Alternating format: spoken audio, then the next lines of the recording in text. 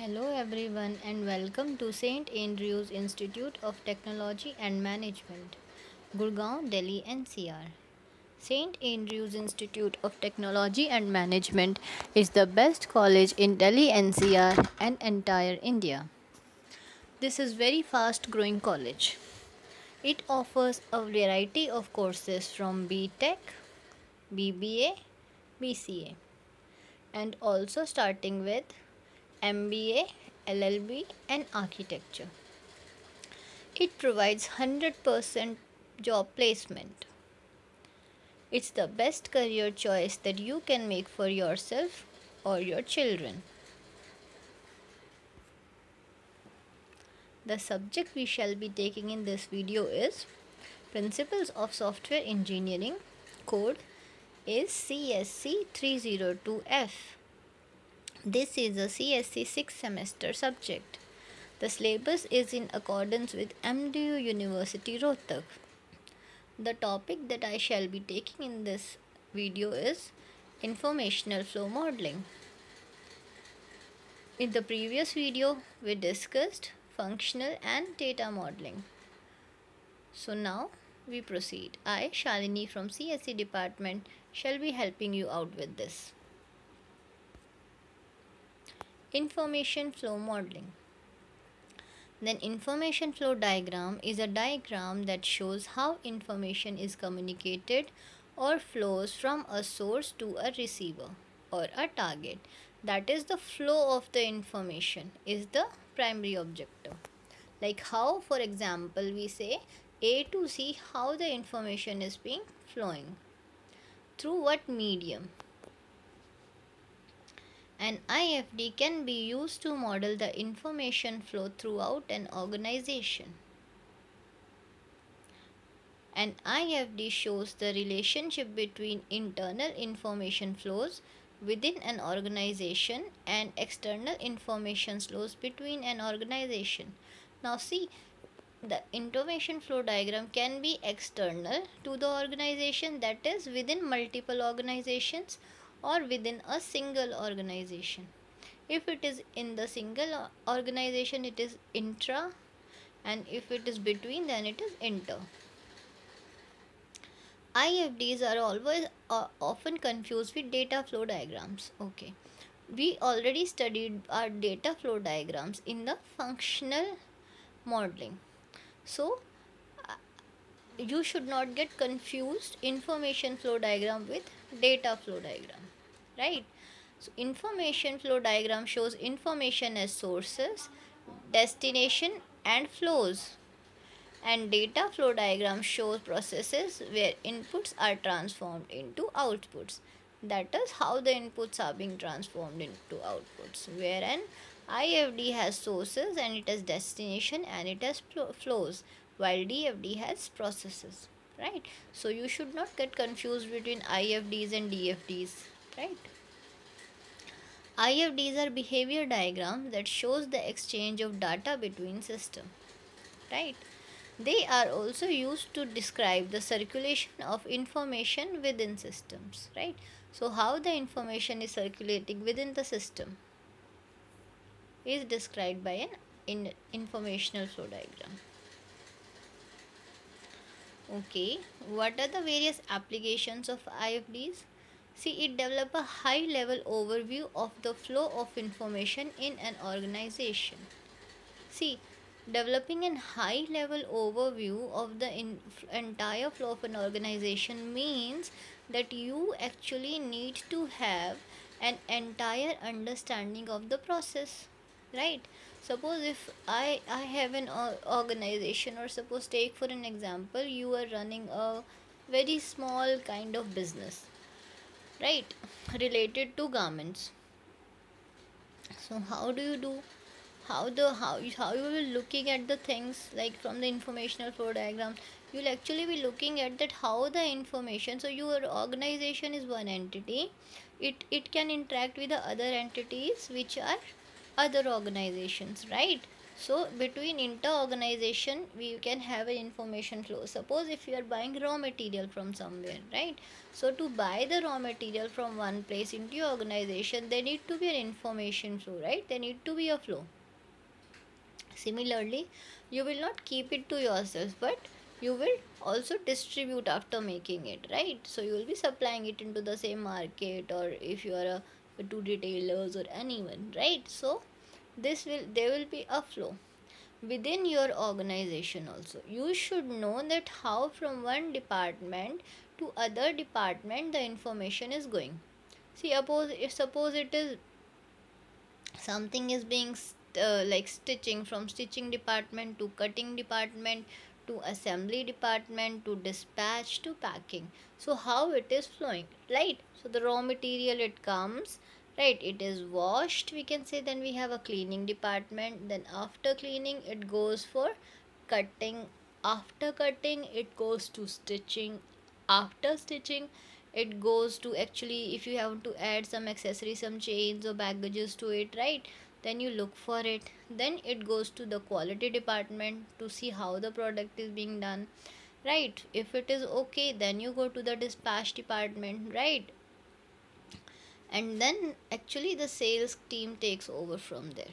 So to know this entire, that is a high level overview, is provided by this information flow diagrams. So these are very very important. They gives you a very clear cut picture as to how exactly all the things will communicate within themselves, or how they will be communicating and how things will be happening, right? And this is very important. Then highlight detailed flows in individual tasks, right? Suppose if I take the stitching department for instance, so I would highlight the detailed flow. Say someone is stitching the two say if you are making jeans, or if you are making any shirt, so someone is making, putting up the collar, then someone is putting up the pocket, someone is doing the buttons, right? So individual task also it's gonna highlight it, right, how it is flowing. So any kind of information flow, whether it is between an organization from big to the smallest, or within an organization, or within a particular component or department, every flow kind of flow will be taken care of by these IFDs or information flow diagrams, right? That is, see, it is written in a third point also. Describe the flow of information inside and around organization and between department, right?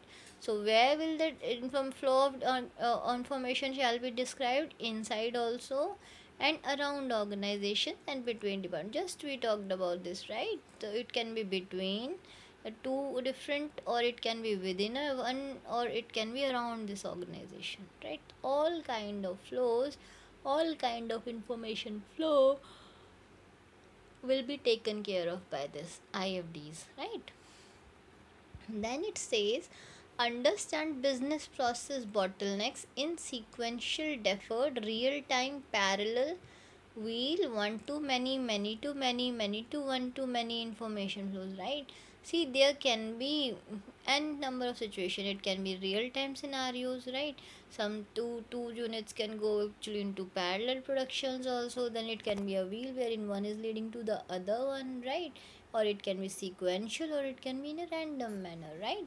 So it shows the how this relationship takes place, whether it is one to many, many to many, many to, so one to many means, like we see in this diagram, say if we at both the ends, like at both the ends the connection is one to one at this end and one at this end, this becomes one to one, right? It's from left also one, right also one to many is, on the left we have one and on the right we have many. So if I look at the middle arrow, see, it is just one single ended cut that this line has, right? So the left side it is just one, and here it is three, or so it's many, like one to many.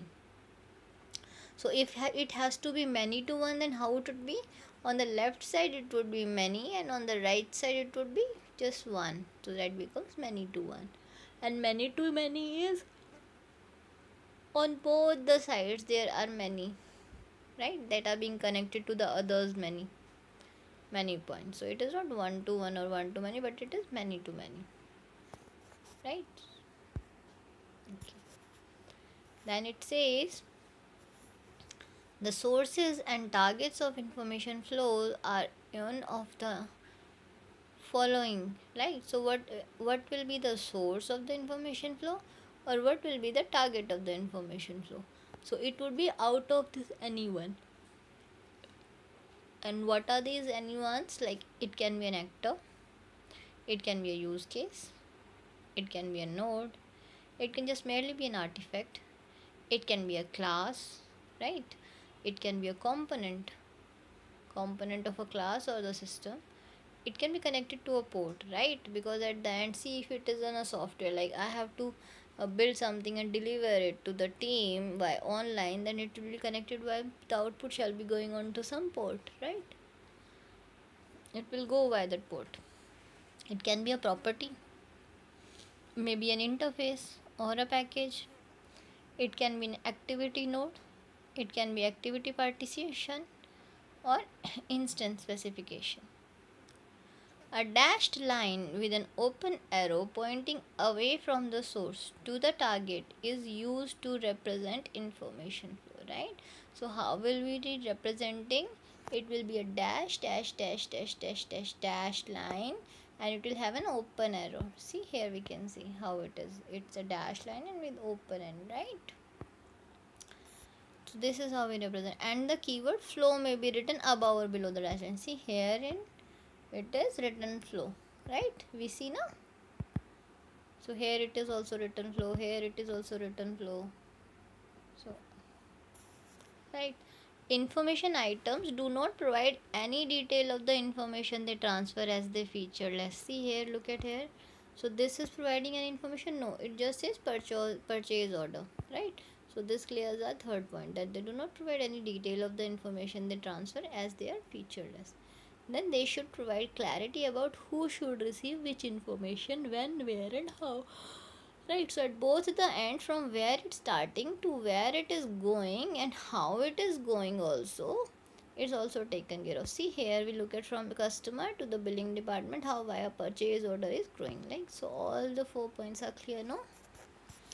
Now we see this, how this example. Okay, there's a customer and he's interacting with some billing department. He has purchased something, so his purchased order is being going to the billing department.